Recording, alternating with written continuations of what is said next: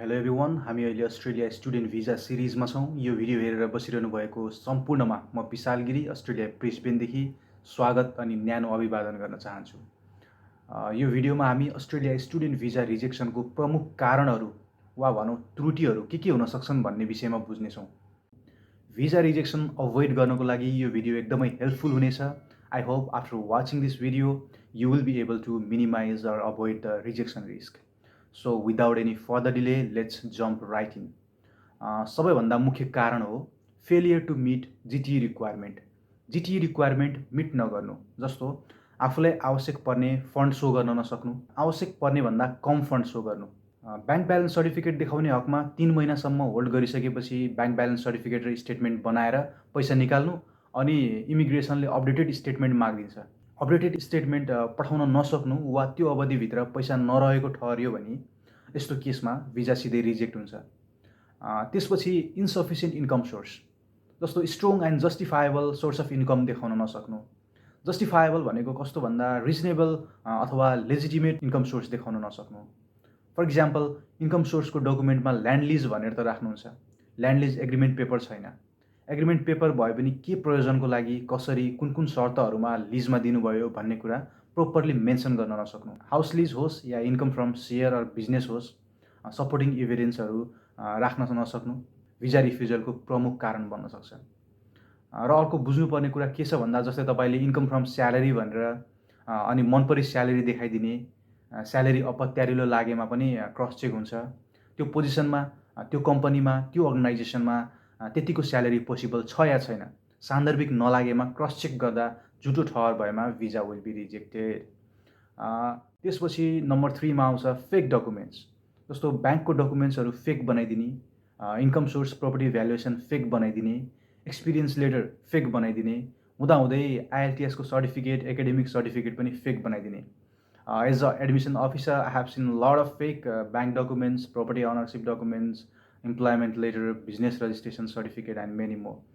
हामीले बुझ्नुपर्ने कुरा के हो भन्दा, अनलाइन भेरिफिकेसन टुल युज गरेर कम्पनीको दर्ता भएको नभएको पत्ता लगाउन सकिन्छ। जस्तै तपाईँले आफै पनि भेरिफाई गर्न सक्नुहुन्छ। आफै तपाईँ जस्तो ird.gov भन्ने ठाउँमा जानुहोस्, त्यहाँनिर गएर प्यान नम्बर तपाईँले सर्च गर्नुभयो भने कुन नामबाट कम्पनी दर्ता भएको छ, कहिले दर्ता भयो, ट्याक्स तिरेको छ कि छैन, अथवा कहिलेसम्मको ट्याक्स तिरेको छ, भ्याटमा छ कि छैन कि, सबै कुराहरू त्यहाँनिर देख्न सकिन्छ। त्यसै गरी एकाडेमिक सर्टिफिकेट फेक जस्तो लाग्यो भने इमिग्रेसन अफिसरले क्वालिफिकेसन इस्युङ एजुकेसन प्रोभाइडरलाई कन्ट्याक्ट गरेर भेरिफाई गर्न सक्छ। यदि झुटो ठहर भयो भने भिजा रिजेक्सन हुन्छ।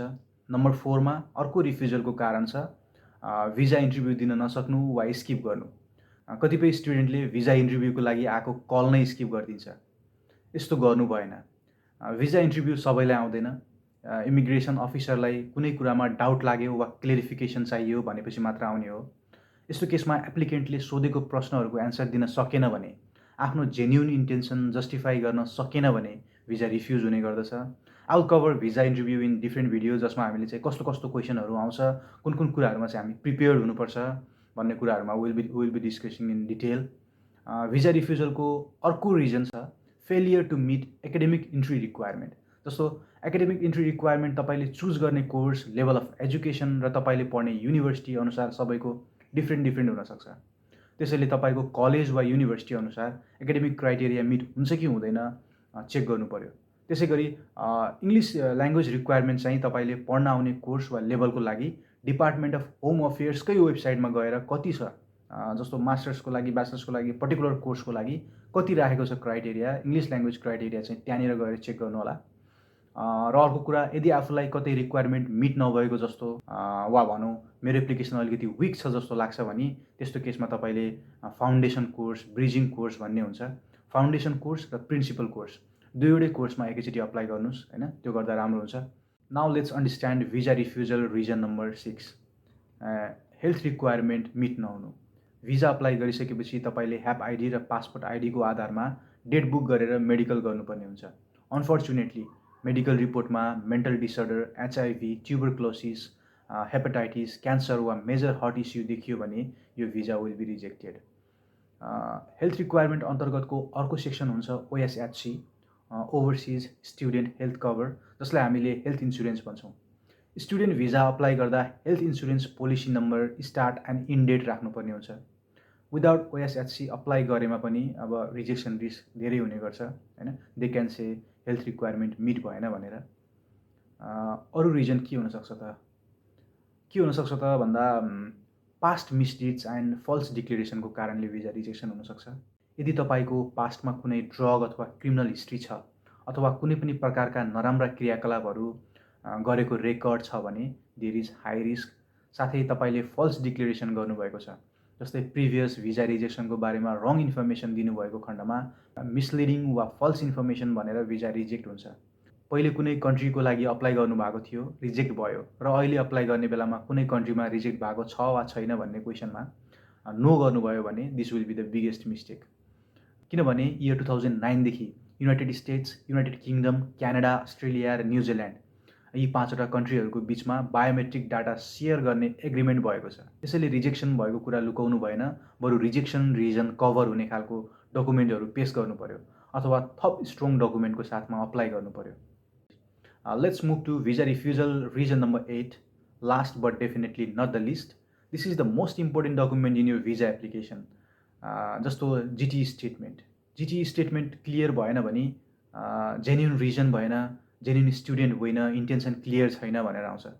GTE स्टेटमेन्टमा क्लेम गरेको कुराहरू, एभिडेन्सहरू एट्याच नहुनु।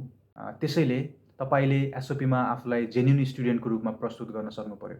एसओपी लेख्दा पहिले र अहिलेको स्टडीको लिङ्क छ कि छैन, ग्याप कति छ, के छ, current employment status, ties to home country, economic condition, home कन्ट्रीमा तपाईँको सिचुएसन, यी कुराहरू स्पष्ट रूपमा बलियो प्रमाणको साथमा जस्टिफाई गर्न सक्नु भएन भने there is high chance of rejection.